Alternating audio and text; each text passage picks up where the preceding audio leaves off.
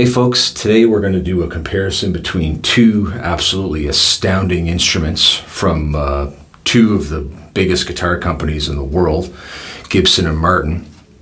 Two juggernauts. This is the J200 and the Martin Authentic D28. And I want to see, this is the most expensive guitar we have in the shop right now, this J200. So I wanted to see, how it would stack up against this D28. It says right on the tag that this is the king of flat tops, so I don't know, we'll see. Anyway, it's kind of an apples and oranges comparison, but I had some time and I figured it'd be fun to do to see how they sound, side by side. I've never been a big fan of these J200s, although, they're beautiful. They're beautiful instruments. Like, the workmanship is just astounding. I don't think there's a prettier acoustic guitar that exists than a J200, especially this vintage version. This is called a vintage sunburst J200. I heard Vince Gill say that the 200s and all of the Gibsons were named based on their price. So if a J45 was $45 when it first came out, and a 200 was $200 and a 50, etc. I don't know if that's true, but that's crazy. We've come a long way. Like, this thing is like $8,000 Canadian. So anyway, that's wild. Anyway, I'm going to put it through some paces and try to do some bluegrass. I have a hard time playing bluegrass in this, but I'm going to try. And just to see how they compare with one another, volume and tone, etc. Using a Blue Chip TPR 60. I don't know if you can see that, but it's the same pick that Jake Workman uses and those kind of guys. Anyway, here we go.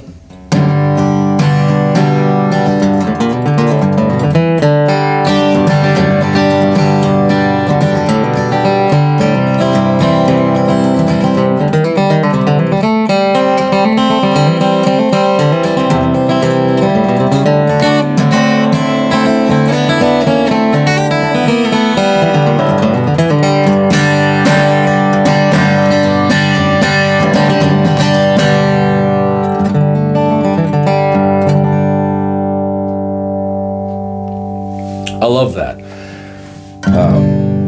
This particular one doesn't have a lot of shrill tone. I find some of the maple guitars have a shrill tone on the treble, but this one doesn't.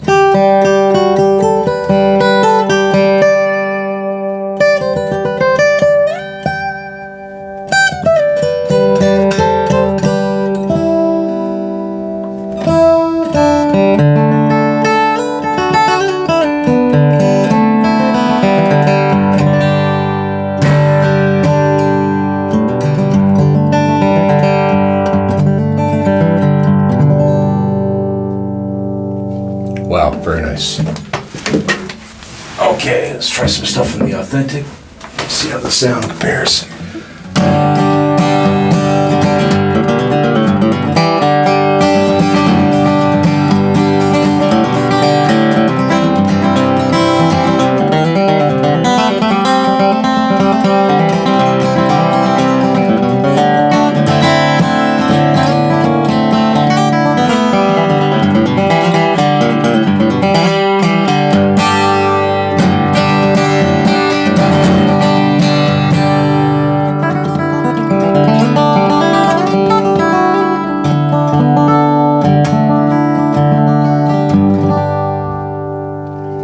I love that. For my money, you can't beat that.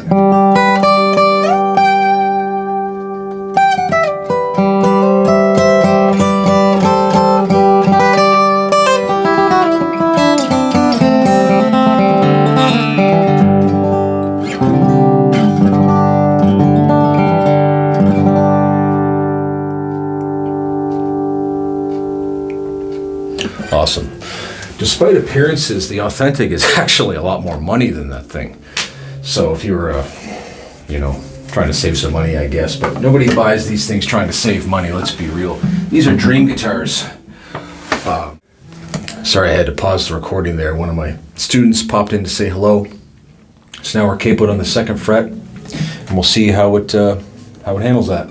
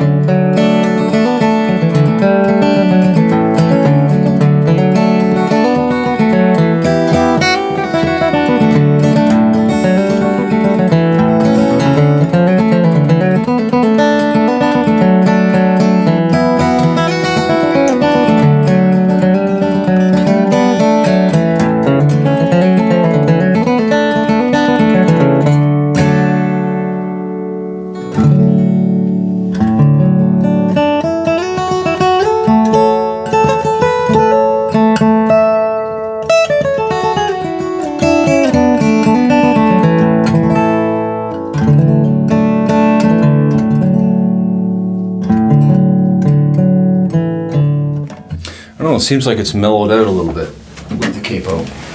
It might just be me.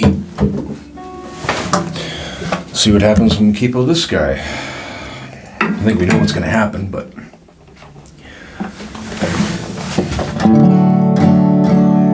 yeah, it still has that projection.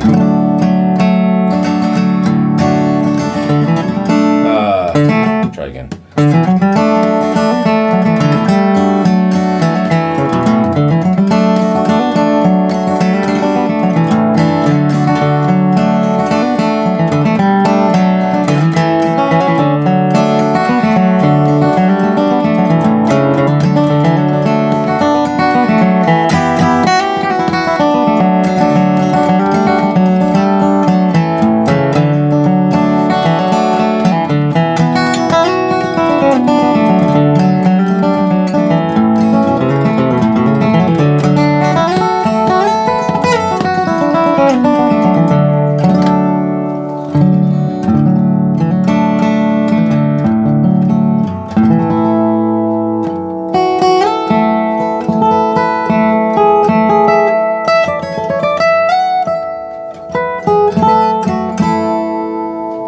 Yeah, this thing just seems to really be more vocal. I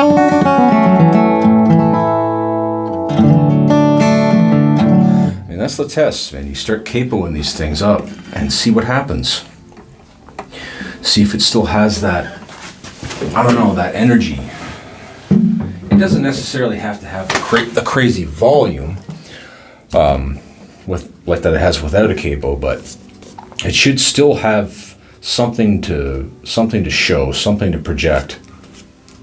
I have my Timmies because I'm Canadian. I don't know what I'm saying, but sometimes I notice a big difference with a capo. This one's still, that's pretty good. B flat.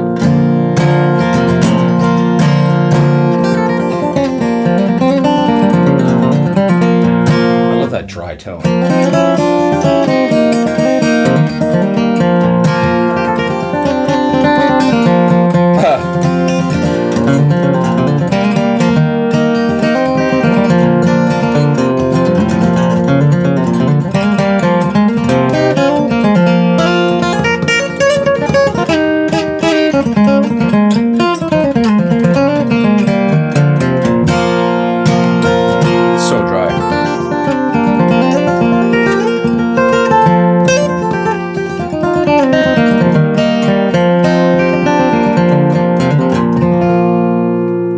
I like it in B flat a lot better. It might just be me and my playing, but a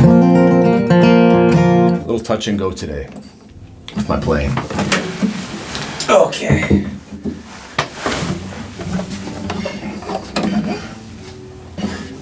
Move it up to B.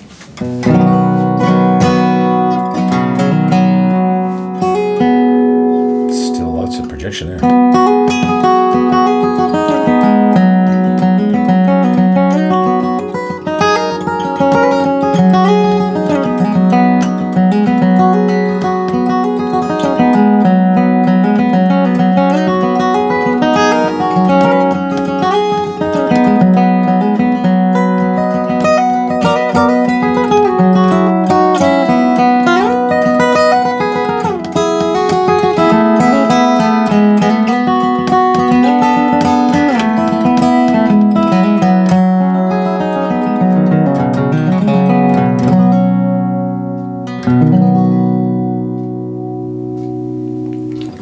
Me and my farm-all at Kenny Smith, I've been trying to play that song properly for years, and I can't.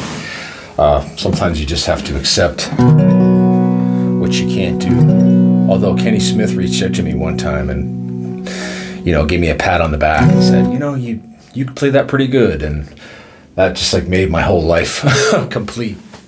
Even though he's probably just being nice because, Kenny Smith is, in my opinion, the greatest living guitar player right now. Maybe Kenny and Wyatt Rice.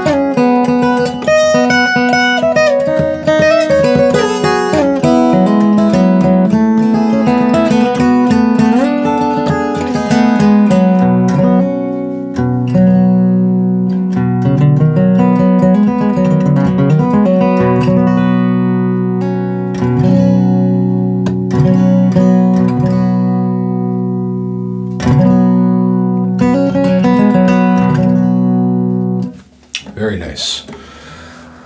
Okay, final demonstration is probably the biggest one, which is drop D.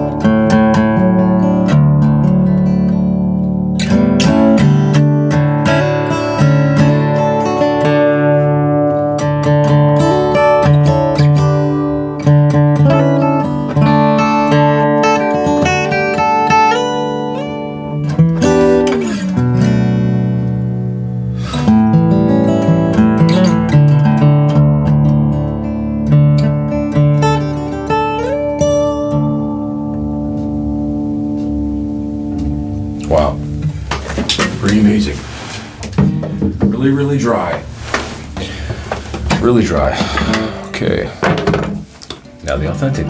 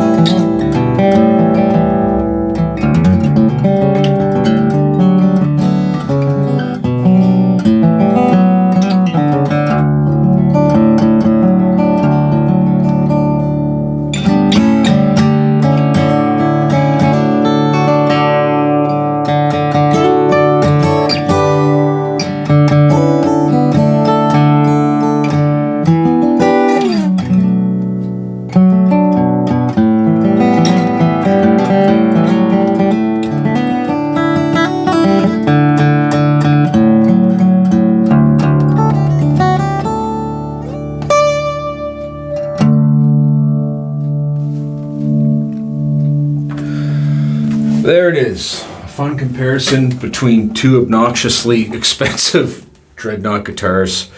Well, no, this is not technically a Dreadnought, but the king of flat top guitars, like, let's be honest. The two kings.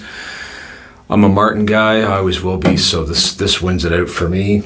But in the looks department and in the dryness, I think this one kind of beats it out, but I'll have to listen back to the recording to see. Let me know what you think.